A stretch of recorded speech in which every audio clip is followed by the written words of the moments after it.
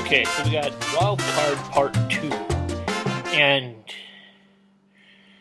who doggy? And I thought they had layers in the first one. Quick thing to add about the first episode and kind of growing into this one, and it was a derp moment on my part. When I started talking about how it's, the idea of reality TV and drama shows like 24. I failed to mention one of the most obvious things that, reality TV really spurned from the news, and the news is, especially with the 24-hour news cycle, the need to have constant content, and keep the ratings. So this product they create is more exploitive. They try to create. Sometimes you argue that they're creating their own news instead of reporting it. And that's very prevalent in the first one. Not so much the second. The second takes a different route, but it's kind of. But I wanted to go back a second and mention that is part of what they're doing, because I don't know why it skipped my mind, because it's a huge part. But this is playing with reality again and layers. You notice when they defuse the bomb fairly quickly, the last bomb. And Joker lets it be known that his plan was just to get picked up and get as many people watching this program as possible, because this Ace character, who he has managed to get to do his bidding, anyone she sees in person or through television, she can drive insane. I mean, like, brain melty, batshit crazy. And it starts to play. Once again, this is really, really, really, really smart with reality. For instance, once you hear about it, they give her backstory. Now, the Joker nor were any cameras there for her birth or her parents. So either in universe, and even towards us, the audience, she's affecting our minds to show us this, which is not even her, because she was a youth. I mean, what does she know? She puts herself in there. This is still a outside image. Often, like I do, I often dream. If I do dream, I dream cinematically. I'm not in my body. I can see myself moving around, and those others, it's kind of like staged and blocked. But she's creating this world, and then you view it. So it's it's her backstory recreated by her mind, transferred into ours, as if there's no footage of half of this stuff. There's of her entire backstory, even with her as a kid and all those other things. Maybe the point where she gets taken to the facility, but the whole thing with the parents, that's all up here, because there's no way they had documentation of that. No way. And also, it's still playing with the idea of the camera, what the camera sees. And it's still, for a large part, the idea that what we're seeing on our screens, once again, my television is right over there, is like someone is actually filming it. There's a cameraman, there's a person there. This isn't animation. This is happening live. This is in a one-on-one moment. But you see effects, like they break away to see other people's madness start to take over. Like one guy has like a snake come out of his mouth and melting. Now this is obviously not reality. This is a breakdown. This is a breakdown of the reality. Once again, in show, this isn't. If you were to look at the camera and this lady didn't have this power, if you were just watching these people, there's nothing going on other than they're losing their shit. But they're not having snakes, they're not melting, they're not doing any of that, obviously. It's all in their heads. But it goes even further. It cuts to those shots, but you still have that feeling of all stuff, all fiction is a level of when you're the viewer of a television program or even reading fiction. It's almost, even if it's like a first person, you get a feel of voyeurism, and that tracks with the first part. And into this, you are viewing through the outside what is going on with the madness inside these people. It's fascinating stuff to be put to film, and this is being put in a cartoon. For the large part, I mean, obviously, I think it's an educated show. I hope if you're watching, you've come to the conclusion that it is as well. But essentially, it is marketed towards kids and young adults. This is ball trippy, mind melting stuff. Now, of course, they don't go too far or too gruesome to the point where the whole system breaks. But this idea of the voyeur, you are watching these people lose their mind, and you realize that if you stop to think about it, the camera's not on these people, but I'm still at this point.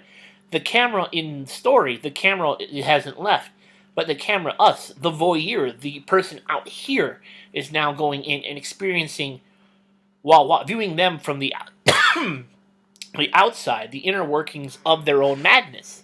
And, you're watching someone from the outside lose their mind, but feeling the effects and the disassociation and the collapse of reality that's going on inside them.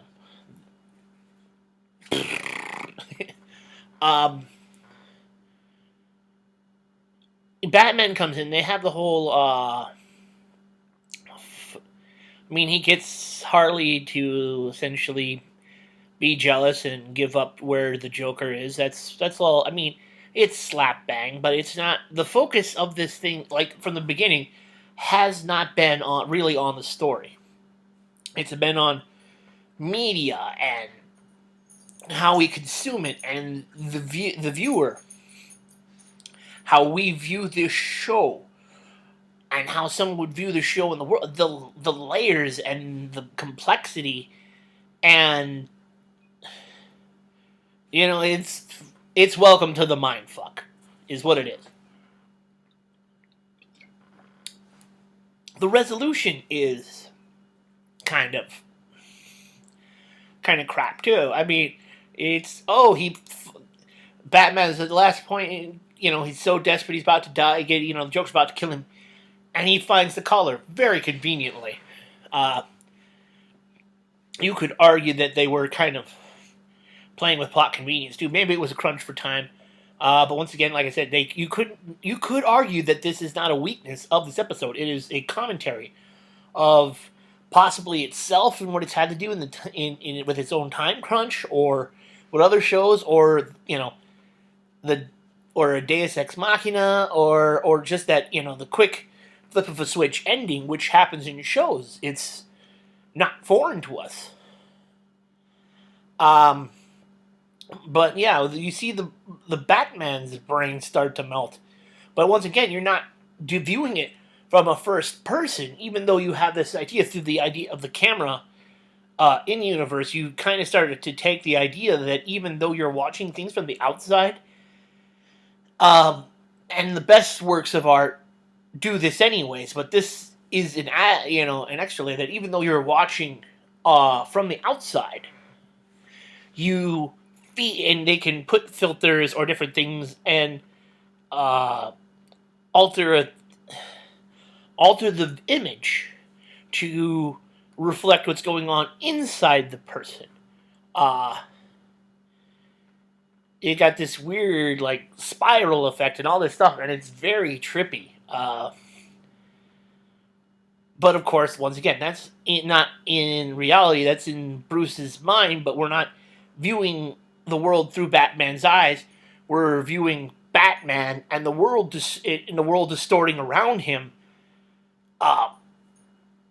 and how that works. And even it even goes further with the idea of, since they have Ace staring directly towards the viewer, both the viewer at home in the DC animated universe, and us, the outside audience, and we start to see our understanding of this universe, which there are no rules to animation. You could pretty much do whatever you want. But we have, here's these representations of humans, and one of the greater things about animation is you can break all the rules. You can have, like, me melt and then put me right back. There's no consequence in that world. But in reality, obviously, if you melted me, first of all, I don't really melt, but you could melt the flesh off my body and the fat, I suppose, but, I'm dead. You can't put me back. That